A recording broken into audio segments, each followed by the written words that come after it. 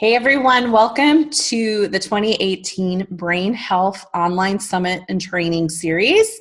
I am Amy Zellmer from Faces of TBI, and I am a survivor from a fall on the ice in February of 2014.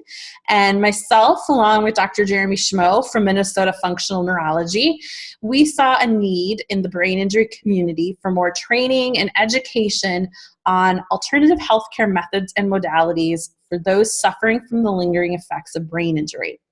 So each weekday during the summit, you will hear from a presenter who will share either their experience working with patients or their real life experience of living with a brain injury.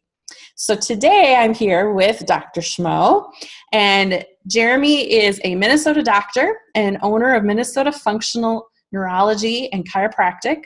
He is a leading practitioner who works with patients from all over Minnesota as well as throughout the U.S. He is board certified through the American Chiropractic Neurology Board and has completed a TBI certification. He is a fellow in brain injury rehabilitation, and he helps manage patients with complex neuro and metabolic conditions. He specializes in helping patients who are suffering from concussion and complex brain injuries. And today he's going to be here talking with you guys about headaches and cervical spine related to concussion. So welcome to the summit, Jeremy. Yeah, thanks for having me. I'm excited. Yeah, I'm excited to talk about this because I feel like headaches is a topic that comes up a lot in the brain injury community. And I know that headaches can be just as complex as brain injury. You know, they can range from very mild to very severe, and they can be caused by different things. So I'm really excited to have you here talking about cervical spine and headaches because I believe that's kind of what my problems were in the beginning. Yeah, so I mean, the majority of the patients that I see are suffering from, either migraines, headache pain, facial pain. So that's really what we're going to go into today. I'm going to talk about 4 different cases of patients that had concussions, brain injury, but also had injury to the cervical spine. And, clinically, it is difficult to decipher, is this an injury to the cervical spine, which mimics a lot of the symptoms of concussion and traumatic brain injury, or was it an injury to the brain? And in my office, we're doing rehabilitation. Guess what? We're doing rehabilitation for the neck and also rehabilitation for the brain at the same time. So that's what we're going to go into. We're going to go into 4 different cases of patients that presented with trauma, and really try and break things down and make it make sense. So I guess we'll get into it here. Yeah. So yeah, the first patient that we're going to talk about, it was a powerlifting injury. So the patient is lifting weights, doing CrossFit. They get the weight up, and then when they get up to this position, she actually blacks out. So she blacks out, the weight drops down, hits her in the back of the head, and then she falls backwards and then hits her occiput into the ground. So right off the bat, I'm going to start asking questions. Well, number one, why did she black out in the first place? Right. Okay. And went through the whole medical system. There's nothing cardiovascular that was going on. They think that it potentially was from dehydration, drinking too much coffee, stress, things like that. But overall, there was nothing from a medical standpoint that was going on with her cardiovascular system. By the time she saw me, it was now 8 months post-injury, and she's still having symptoms. And what were those symptoms? Dizziness, vertigo, neck pain, facial pain, feeling like she was like rocking and rolling and rafting on a boat, which is pretty common for patients in my office. So, well, what are we going to do? We're going to jump in and we're going to examine everything from a peripheral standpoint as well as everything from a central standpoint. Do you know what I mean by that? Maybe you should elaborate a little more. Yeah, so from a peripheral standpoint, we want to figure out, well, is there things going on from like a structural or a peripheral nerve standpoint, or are there issues centrally in our nervous system, which could be issues with the cerebellum, which controls your ability to do like rapid alternating movements, hitting targets, your ability to know where your body is in space. Are there issues with her like eye tracking, her ability to follow targets or move her eyes quickly? All right, so are there any upper motor neuron findings from severe trauma to the brain where you see something like hyperreflexia, findings like that? So we're always trying to figure out, is this more of a central issue or more of a peripheral issue? And in her case, she had symptoms of both. So it wasn't purely an injury to the neck. There were also changes centrally, because when we did our testing, we saw that when she would come in and do like finger to nose here, that she was missing targets. All right. When we were doing rapid alternating movements, it looked uncoordinated. All right. When she was doing saccades, which are quick eye movements, you would look in one direction, she would overshoot past the target and miss the target. That all sounds so familiar. Yeah. When we looked at her gag reflex, there was sluggishness in her gag reflex when we actually checked it. All right. Which tells you that, I mean, that's a cranial nerve finding. All right. When we looked at her eye movements, she had a skew deviation. So one eye actually looked higher than the other. And there were changes in her ability to follow targets smoothly. And those are called pursuits, and those were jerky. So we were seeing findings that were also central. But then when we go in and we examined her cervical spine, we would palpate on different areas. And, you know, we like to check an area called Erb's Point. Have you ever heard of that area before? I have, but maybe you want to explain that. Okay, so Erb's Point, it comes from the cervical plexus. So right about here, there's a nerve that will come out, and there's one that goes transverse here. There's one that goes up to the ear. It's called the greater auricular. There's one that goes down like into the clavicle, all right, supraclavicular, all right, and then there's one that comes up. It's called lesser occipital. So we'll see patients that have occipital neuralgia-like symptoms and pain, but the issue is actually coming from here.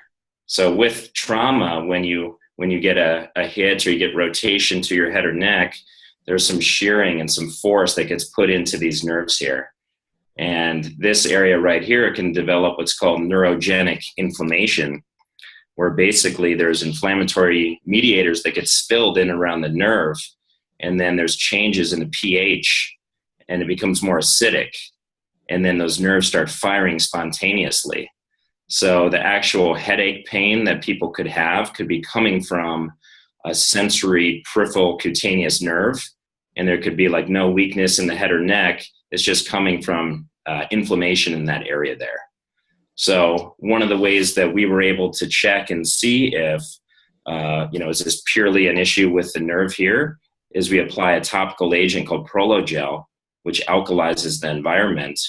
And if you see a reduction in the pain, then there's probably a peripheral sensory component to that. Does that make sense? Mm-hmm. We're always trying to figure out, is it peripheral or is it central? And if we do therapies to the neck and these findings here don't change, then these findings are probably not related to the neck. It's related to traumatic brain injury. Mm-hmm. Okay. So that's, kind of my mindset of going in and trying to assess people is we really need to decipher if it's cervical spine, whiplash trauma versus brain injury. So, and you might be getting to this, I might be jumping ahead, but so if it is more of a neck related, I assume you're going to treat that differently than if it's central nervous system.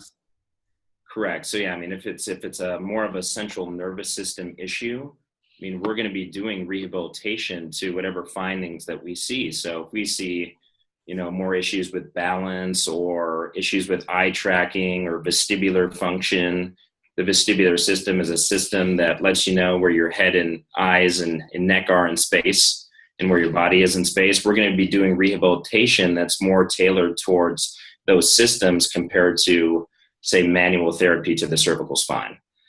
And a lot of patients that we see have already had manual therapy to the cervical spine. They've had chiropractic and physical therapy and craniosacral and acupuncture and myofascial work and electric stim, you name it.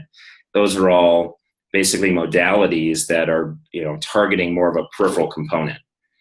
And really where you fix these complex cases is when you start integrating the worlds of peripheral neurology and central neurology together. Mm-hmm. So if we go in and we start rehabbing the neck, but then we start integrating eye tracking or balance work, or say, for example, doing we do non-invasive cranial nerve stimulation to the trigeminal nerve, which I'll talk about here in a little bit. and also occipital nerve stimulation. We'll even stimulate the tongue, which will stimulate the trigeminal nerve to give feedback into the brainstem, which can help modulate eye movements and headaches. So that's just one case, and we treated that person. We saw her 3 times per day for 5 days in a row. And again, she had already been, treated from, chiropractic and PT and OT and other things for 8 to 9 months. We have to do something different. And by integrating the worlds of peripheral neurology and central together, we were able to make changes in a 5-day period with her and get the dizziness to decrease, get her balance to increase, and most importantly, get her out of pain. Yeah. So, getting people out of pain is our number one goal, because most people come to see us with headaches or migraines or pain that's preventing them from doing even rehabilitation itself. Right. So we see a lot of people that are in so much pain they can't do vision rehab, or they can't do cardiovascular training, or these different aspects. So trying to see if we can get them out of pain is a really good first step. So let's talk about a couple other findings that we saw with her. We did see that when she was doing her quick eye movements called saccades, she was really missing targets. So, all right, to be able to hit the target involves a bunch of central circuitry, and one of the pathways involved is the cerebellum. All right, the cerebellum is an area of the brain that integrates all the feedback from your muscles, your visual system, all right, your vestibular system, and it kind of links it all together. All right, your brain just wants to know where your body is in space. And when you start seeing that she's missing those targets, we know that there was probably injury to that area of the brain. Okay. And then what can happen is, if all day long you're missing targets with your eyes, then your maps of your body start to get smeared. Right. Your whole idea about where you are in space and where you are in relationship, to your computer or to your wall, or when you're driving to the other cars around you, that starts to get affected. And guess what commonly most people get is, you get anxiety. Mm-hmm. All right. So if all day long you're getting that error detection that you're missing targets, then your anxiety response starts increasing. And then when you get that anxiety response, then you go into sympathetic overdrive. So you start getting dysautonomia. All right. So your autonomic nervous system gets turned up, and you start firing your sympathetics, and people start getting more anxiety, heart rate goes up. All right. And then when that happens, then you actually start sensitizing your system to even more pain. So, with our patients, even addressing some of the cognitive behavioral aspects to pain has been huge, in addition to trying to work with their sleep patterns as well. So one of the things that can happen with the cervical spine is, if your sympathetic system is wound up, all right, from injury, your sympathetics actually sensitize the muscle spindles in your neck, which actually goes up and changes your vestibular ocular reflexes. So now, say, for example, you have to turn your head to the right, you might overcompensate with your eyes in that split second. And then again, you don't know where your body is in space. Then you start getting even more anxiety. So an issue to the neck can cause issues to the brain, and an issue to the brain can cause issues to the neck. So that's what we're always trying to figure out with people. Mm-hmm. And I would assume in some cases it can be both. Yeah. A lot of the cases, it's definitely both. And there's a lot of feedback that comes from your cervical spine that goes into different central circuits in the brain. So say, for example, feedback from the right side of your cervical spine integrates with your right vestibular system and your cerebellum. And then that cerebellum talks to your midbrain, which is an area of the brain that really integrates autonomics. And then that fires up into your brain to go to all these circuits to let you know where your body is in space. So you could injure your neck and change central structures in the brain. So it's definitely a bidirectional pathway. And it's so complicated. Yeah. Very complex. Very complex. But the thing that I think is really cool is the whole autonomic integration. And what do I mean by autonomics? It's the reflexive system that allows you to be able to push blood to the appropriate areas, to get blood to your head, to get blood to your gut, to get blood to, say, your arm, if you're moving your arm. All right. It's just all the reflexive systems that are supposed to happen automatically that you don't even think about consciously. And what happens with brain injury is that those autonomic reflexive pathways get affected. And then when, you're trying to do something that should be simple, like keep your eyes steady on a target, right? Say, for example, you have a bunch of spontaneous movements with your eyes, then your sympathetic system gets wound up and you end up using more energy. Yeah. So that's a lot of where the fatigue comes in.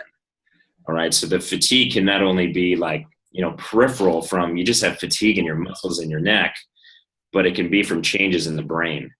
And there's an area of the brain called the basal ganglia that commonly gets injured with TBI, and that can lead to massive amounts of fatigue. And there's a lot of integration between your limbic system and your emotional pathways and like the motor output. So sometimes people develop apathy, they just don't have the energy to be able to even walk across the room and pick up a sock on the floor.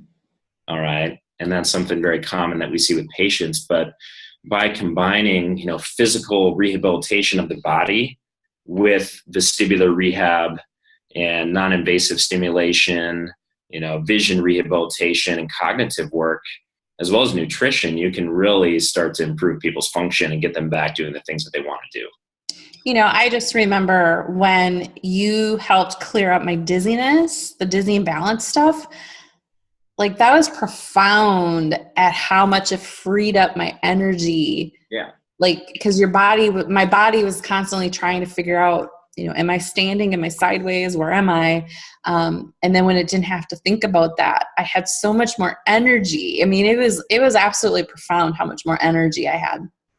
It takes the load off of your frontal lobe. So your frontal lobe is really the modulator of these autonomic pathways. So the brain basically fires down to regulate this whole sympathetic parasympathetic tone. So when these subcortical pathways are like doing too much, it takes away the energy from your frontal lobe to do things that, make you human. Right. So, all right. So that's one of the things that, we're always thinking about that stuff with our patients, and obviously, doing work to the cervical spine and manual therapy and chiropractic or, PT mobilization or kinesiotaping and things like that, whatever modality that you use, those can be really beneficial in improving symptoms. All right. In my mind, you're going to want to improve those cervical spine symptoms, but then also address any of the central changes that you might see with gait, balance, eye stability, ability to move your eyes quickly, ability to tolerate motion. All right. In the more complex cases that we see, people have that whole bidirectional system going on where they have the central changes and they have the cervical spine issues. So I have a question. With me, you had to literally kind of reteach me how to walk properly. Yeah. I mean, I was still walking, but you noticed right away my gait was off. Yeah. And so you had, like, I was more like doing these itty bitty little baby steps. And so you retaught me how like to do the full motion of walking. Yeah. So how does that get so, it's something we take for granted. We just walk, and I was still walking, but how did that get so impaired? So for you, I mean, your issues were central vestibular issues.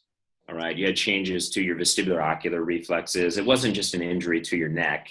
If it was just an injury to your neck, manual therapy probably would have cleared up your symptoms. Right. All right. But there were central changes, and your vestibular system talks to all these different areas in the brainstem, and walking is kind of reflexogenic. So the circuitry just kind of happens. It's really just a bunch of controlled falls forward, and you need to fire all these extensor muscles and flexor muscles in appropriate patterns. So there's these things called central pattern generators in the brain and in the brainstem. And when you injure the brain, those pathways get affected. So what we had to do was, fix your vestibular issue, but then go back in and then start doing training specifically to rehabilitate your gait cycle, to basically reprogram that into the brain. So your changes in your gait were coming from central changes in the brain. Gotcha. Yeah. Yeah. All right. Well, let's talk about, we have another case. So this one is a 16-year-old male. It's a soccer injury. So he was going up to head a ball, and he gets hit in the head by the ball and then kicked on the other side of the head. All right. After that, he developed dizziness, sound sensitivity, light sensitivity, and upbeating nystagmus of his eyes. So his eyes were actually over 40 seconds. He had 30 beats of his eyes moving down slowly and then jumping up quickly. All right. They went through the whole system of, traumatic brain injury care at their local area. And again, it was 8 to 9 months by the time they had come to see me, and we did our week intensive program. And he was really struggling. I mean, he was blacking out on the bus. He couldn't do band anymore. He couldn't run.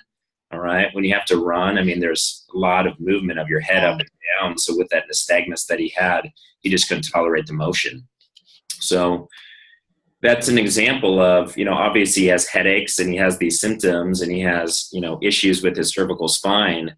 But when you correlate that with the nystagmus and the other neurological findings, I mean, that's an injury to the brain. Mm-hmm. Okay.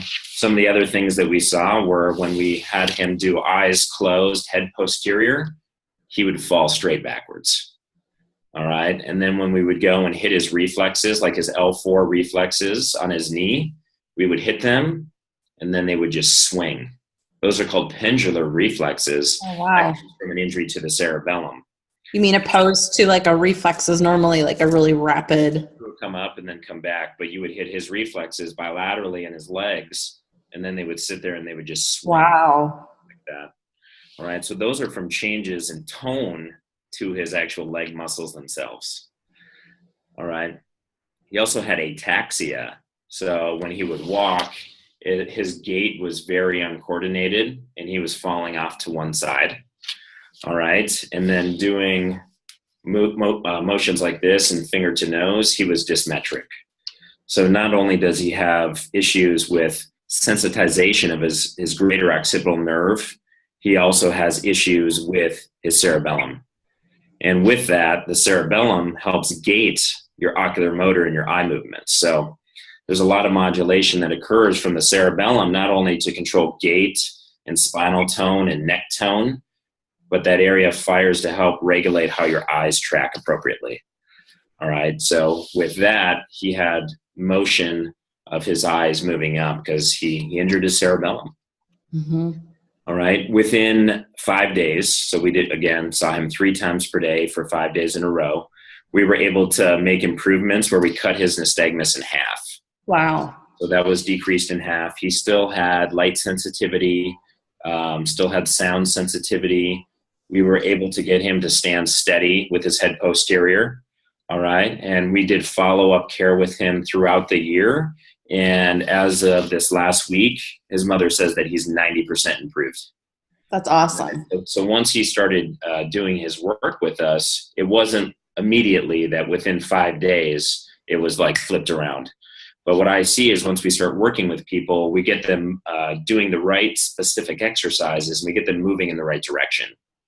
And, I would say once people start working with us, if we are able to make changes to them, usually within 2 to 3 months, we do see quite an improvement in their symptoms.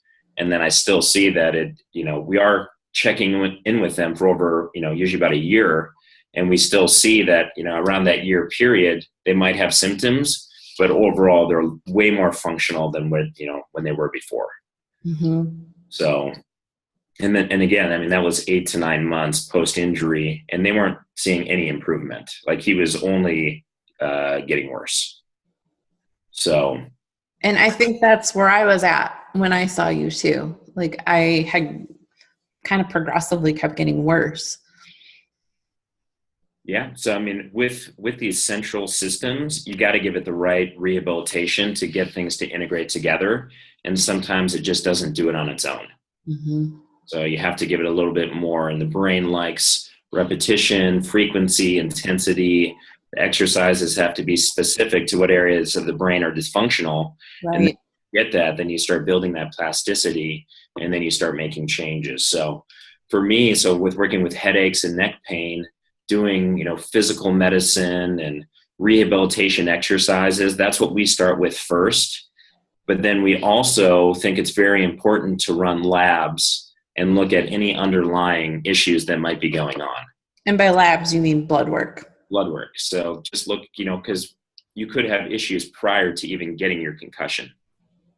So you could be diabetic, you could have Hashimoto's, you could have, autoimmune issues, you could have gut health issues or blood sugar dysregulation, vitamin D, magnesium deficiency. So we think that improving those dysfunctions and working from an inflammatory aspect, in addition to all the work that we do neurologically and structurally, when you start binding those together, you can really, make some awesome things happen with people. Mm-hmm. Yeah, it's been, I know some of your patients, and it's cool to watch them have such drastic improvements. You give someone a quality of life back. And I mean, it's just like, I was 2.5 years when I finally got to you, and it was just like, oh my gosh, I can do 2 things at once again. Like all these things you just kind of gave up on and thought you'd never get it back. Totally. So let's go through another case here. And this was a patient of mine. She was a ninja warrior.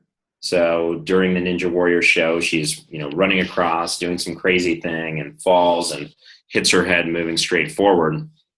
And based off of that, you would go, well, what would you do next? You probably want to get imaging of her cervical spine. All right. This is more of an acute injury. I saw her within 2 weeks of having the trauma. A lot of the patients that I see, I don't see them for 8 months, a year, 2 years, and they've already had all the diagnostics run, right? In cases of new trauma, doing X-ray or MRI or imaging is obviously a good idea. Everything was normal, all right? Their cervical spine, changes to peripheral components in Erb's point, which were going on. But she also developed BPPV from this incident. So she whiplashed her head and neck, and then crystals got dislodged and moved into a canal where they're not supposed to be. So when we would go and move our head, there would be changes in the peripheral vestibular system and make her feel like she's rotating. Right? So here's a case that's totally different from the other ones. The first one was cervical spine trauma, more central vestibular issue. Second, cervical spine trauma, cerebellar issue. And the third one is cervical spine trauma with a peripheral vestibular issue with developing positional vertigo. So from a clinical standpoint, you need to see somebody that can decipher all these and develop an appropriate rehabilitation program, because we had to actually do some manual therapy to her neck to be able to get her head into a position to reposition her crystals to decrease her positional vertigo. All right. And then the rehabilitation for that was actually, it was pretty quick to get back to, overall function. There were still some underlying aspects that were going on from an inflammatory level. But overall, rehabbing somebody that's extremely athletic, it's a lot of fun because you can get really, really creative with the type of rehab stuff that you do, which is really cool. So that was another example of a case. The next one, we're going to talk about a professional hockey player who we saw, who I think it was like 4 or 5 concussions. By the time he came in to see us, he was just dizzy. All right. He was wearing a heart rate monitor, and his heart rate was going from resting like 50 up to 120 when he was standing, with a lot of anxiety, a lot of dizziness, a lot of fogginess, and a lot of issues with his neck, TMJ, and clavicle. All right. When we went in and we assessed his optokinetic reflexes, which are reflexes that allow you to be able to follow targets like this in front of you, all right, those were severely affected. So one of the things that can happen is when you injure your neck, in this example, he had decreased tone in his cervical spine. So he was like bobblehead. Wow. Yeah, so had a hard time just like holding his head up. And he was a professional athlete. Yeah. Wow. Yeah. So basically felt like a bobblehead. And what we did was actually try and increase tone in his cervical spine. And when we did that, we saw improvements in his visual and vestibular reflexes. So these systems are multimodal, so they integrate together. All right. So you can make changes to the visual system by doing work with the neck. All right. You can make changes to the visual system by doing work with the vestibular system. All right. And vice versa, which is really cool. So, I mean, a lot of people that we see have done, vision and vestibular, and they have cervical spine work. And this stuff is like baking a cake. So it's about just getting all the appropriate things together at the right time. And when you get that recipe perfect, that's when you make really cool changes with people. So, to address his, what we call dysautonomia, the heart rate variability changes, we were doing work with him on a tilt table. So people commonly know about the tilt table with patients with POTS. So it's a test that they will do to assess whether your heart rate is increasing a certain amount or if your blood pressure is fluctuating. And we actually use the tilt table to do rehabilitation. So we'll work people up from here up to here and work them within angles where we get their heart rate steady. And we might be doing, body movements or eye movements at those angles where their autonomic system is more stable. So that's an example of somebody with decreased tone in the neck from multiple traumas and whiplash, and then that was leading to central changes, which was leading to headaches and changes like that. You've touched on anxiety a few times, and throughout the summit, we'll hear about anxiety from some of the other people as well. But it's like when your body isn't working right, like if you have dysautonomia and your heart rate's already increased, that makes you feel like you have anxiety. When your peripheral vision isn't working right, or is heightened or it's turned off, and that causes anxiety, and like the dizziness causes anxiety. Like, it's no wonder we have so much anxiety when we've had a brain injury. Do you want to touch on that a little bit more? Yes. I mean, some of the central areas in the limbic system are actually injured. So you have one network in the brain. It's called the central executive network. And then there's another network called the salience network that helps you flip back and forth between kind of just a calming network called default mode. So with traumatic brain injury, sometimes you lose the ability to move from central executive network where your brain's just going all the time into this default mode network where your system is relaxed and your heart rate's steady and your parasympathetic system is kicking in and your gut's being modulated. So some of these areas centrally can get injured, and then you lose the ability to just modulate these autonomic reflexes that should just happen. And then you become hypervigilant, not only to your surroundings. So if you're hanging out here and I'm trying to look at you, but my eye is supposed to be steady, but it's not, and it does a jerk, and I pick up something from my periphery, that might fire a whole loop centrally that would wind up my midbrain and fire my sympathetic system. All right. But my brain doesn't have the capacity to gate all that background information. All right. That would be an example right there. Another example is there's an area of the brain called the Insular Cortex that has actually a viscerotopic map of your own gut and your own like insides and your vasculature. So sometimes people injure their brain, get changes in their sympathetics, their heart rate goes up, and then you start feeling your own heart rate or your pulse up into your head. All right. When you start feeling these things that normally you shouldn't be feeling, that's very anxiety provoking. And some patients with central vestibular issues will actually feel the pulsation from their heart, and then that will wind up their vestibular reflexes, and then they start to get dizziness, which is really interesting. So it's twofold. You injure your brain, you can injure the gating mechanisms to regulate your autonomics and regulate your limbic system. So then you have over emotionality, but then you can also injure the brain, and then that leads to changes in your gut. And then you get all these inflammatory mediators from your gut that make their way back up into the brain and then wind up these glial systems, these inflammatory networks in the brain. And then that leads to changes in neurochemicals in the brain that can lead to anxiety. So you can have changes in like glutamate and GABA levels, and you develop this neuroexcitotoxicity, and neurons start to fire spontaneously in the brain. And then just take that neuron that's firing spontaneously, and we can take that neuron, we can put it anywhere. So if we put it in the midbrain, that might fire your sympathetics. If we put it in the trigeminal nucleus in the brainstem, you might have migraines or headaches. All right, so that's a good way to think about it, is overall just going down to the neuronal level. And with headaches, with migraine, with trauma, those neurons are unstable. And just think about the different systems or networks in the brain, and you could plug that neuron in, and then that might give you your symptoms. It's quite the complex system. Yeah. Was there anything else you wanted to add that we didn't cover? I mean, that's kind of, I think we got a lot of it. Maybe we want to touch just a little bit on headaches, just a little bit more. All right, there is a big connection between your cervical spine and the trigeminal nucleus in the brainstem. Have you heard about the trigeminal nucleus?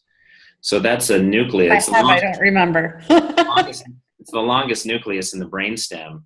In the ophthalmic division, it's called V1, actually innervates some of the dura, the intracranial blood vessels, some of the structures in the brain. Not the brain itself, but these extra structures. And those have crosstalk with the neck. So an injury to the neck can give you referral type pain into an eye or into your occiput. All right. So with headache and migraine, that trigeminal nuclear complex, it's unstable. Those neurons are firing spontaneously, you get hyperexcitability, and then that can lead to headache pain. All right. So there's that connection. There's also a connection with the rectus capitis posterior minor muscle here, which has connections directly through connective tissue to the dura itself, which surrounds the brain. So if you have changes in the neck, I mean, that can lead to headache pain. All right. And there's a big connection between your eye movements and your cervical spine. All right. So there's a very intimate connection between your vestibular system and how it fires down to your neck to control your neck tone. So say if you injured your brain and your vestibular system wasn't appropriate, then your neck tone might increase. And then with that increased neck tone, that could flare all these peripheral cutaneous nerves and then give referral up into your head. All right, so there's multiple different mechanisms for headaches, and that's what we're always trying to figure out. Mm-hmm. Is it peripheral? Is it central? Is it inflammatory? Is it migrainous? Like, what is it? And then hopefully develop different rehabilitation strategies to affect those. Some of the cool things that we're doing are just non-invasive forms of neuromodulation into the brainstem. We might go in and sometimes we'll do insufflation into the ear. Mm-hmm. We'll stimulate the tympanic membrane, which is innervated by cranial nerves 5, 7, 9, and 10. And that cranial nerve 5, the trigeminal complex, has all this crosstalk with, the vagus nerve, the facial nerve. So by stimulating that tympanic membrane, sometimes we can actually decrease headache pain. All right. We've also been able to decrease headache pain by stimulating like above the eyebrow with, it's called SSEP, stimulating the TMJ, stimulating the tongue. And then we also use a device, it's called the ARP wave, which is a direct current microcurrent, which will go in and actually stimulate the occipital nerves. And then we'll also treat in through these different nerves that could be developing neurogenic inflammatory responses into the brain. So those would be more of like, peripheral modalities to affect headaches. But we could also improve your headaches with doing combinations of head and eye movements, stabilizing your autonomic system, getting better blood flow up into the head. All right. Or we could improve headaches by, say, addressing your gut or decreasing inflammation in your gut, which is leading to changes in brain-based inflammation leading to headaches. So those are just a couple different examples. Do you have anything to say about, I know with me and a lot of my friends, we get headaches when the barometer drops or shifts drastically. Do you have any comment on that and why that happens? I mean, I've seen that with patients before. I mean, potentially there could be central vestibular changes in gravitational load that are going on. The autolytic system, have you heard of that system before? Mm-hmm. I've seen it with patients with autolytic disorders, which are central vestibular disorders. And the autolytic system basically detects gravitational load and then allows you to know where your head and neck is in space. So there could be a connection there. I don't know all the details about that, but I do see that with patients. And it's actually very common. Mm-hmm. I know when the barometer takes a really big change, whether it's summer or winter, I know I get like the aching neck, and then I get like that dull headache. Yeah. So those are fun. Probably not. No. Not so much. But Yeah. I have to say, my headaches, when I first started seeing you, I had like all the time, I'd have headaches ranging from mild to severe, right? Where severe would take me out for a couple days. And I've been tracking them on a calendar. And I recently had a pretty bad one. And when I went back to look, I hadn't had one since like August. So they're much further in between, and they're much shorter when I do have them. Yeah. I mean, Headaches, just, if it takes you down and puts you in bed for a couple days, you're losing quality of life for those days, right? So yeah. I mean, some of the people that I see, they'll come in and they'll have, 10 migraines a month. I mean, that's basically, and think about it, if each one of those lasts 3 to, we don't know how many days that they're lasting. It could be a whole month. We see patients like that. We see patients with severe head pain, and we're still able to make changes even after they've tried dietary modifications and food removal and gut repair diets by going in there and doing these forms of non-invasive stimulation and just thinking a little bit differently about the structures that are actually affected that are causing the headaches. So, in my mind, the headache it's a symptom of underlying dysfunction neurologically. mm-hmm. You have to figure out where those circuits are dysfunctional and try and target them more effectively by doing a very detailed examination. And who knows, maybe your headaches are being caused from you having a central vestibular issue. And we need to go improve your vestibular system. And the vestibular system has a lot of crosstalk with autonomic pathways that help get blood and perfusion up to your head. All right, so say if we nailed the perfect combination of head and eye movement exercise for you, we might take care of your headaches without having to do loads of manual therapy or change your diet or do these different things. So. Awesome. All right. It's been great. This is great information. Cool. So thank you so much. This was great. And I think, if anyone has questions, they can get in touch with you, right? Yeah, so they can just contact us. It's info@mnfunctionalneurology.com. They can visit our website, mnfunctionalneurology.com. We have a patient intake form. They can fill it out and send it to us. We can review it, and then decide if you're a good patient for us to work with based off of things that you've already tried. And we do see some really awesome improvements with doing our intensive work. Not everybody is a candidate for our intensive program. We have other programs that we do too, that are month long, or, things that we can do from distance as well. But, just give us a call or shoot us an email, and we do complimentary consults with everybody because we want to make sure that, you're in the right place and you have, issues that we can actually help and that we can address and work with within our scope of what we do. So, yeah. Awesome. Okay. Well, thank you for being here, and thank you everyone for watching. And just remember, every weekday during the summit, you're going to get an email with that day's presenter information. And if you're not able to watch all of the live presentations, you can purchase all the recordings for $29, and you get access to them all right away. And the proceeds go right to the Brain Injury Association of America. So thank you for watching, everyone. We'll see you next time.